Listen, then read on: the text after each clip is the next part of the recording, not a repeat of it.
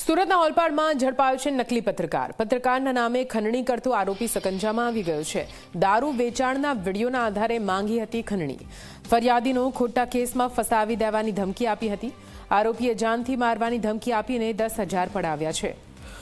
પોલીસે 2 આરોપીઓની ધરપકડ કરી છે. ગુનામાં મુખ્ય આરોપીઓ હજુ પણ પોલીસ પકડથી દૂર છે.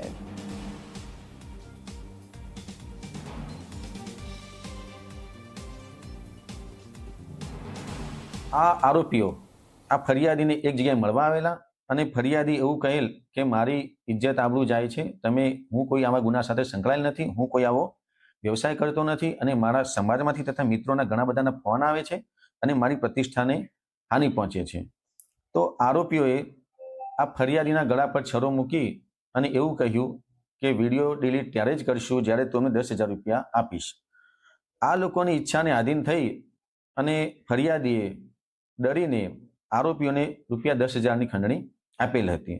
ત્યારબાદ પણ વિડીયો ડિલીટ નહીં થતા ફરિયાદી ફરીથી આરોપીનો સંપર્ક કરેલ તો આરોપીઓએ ફરિયાદીને ચોખ્ખી ના પાડી દીધેલી કે વિડીયો ડિલીટ કરવો હોય તો બીજા રૂપિયા આપવા પડશે અને ત્યારબાદ પણ વિડીયો ડિલીટ નહીં કરી અને ફરિયાદીને ધમકાવેલ હતો.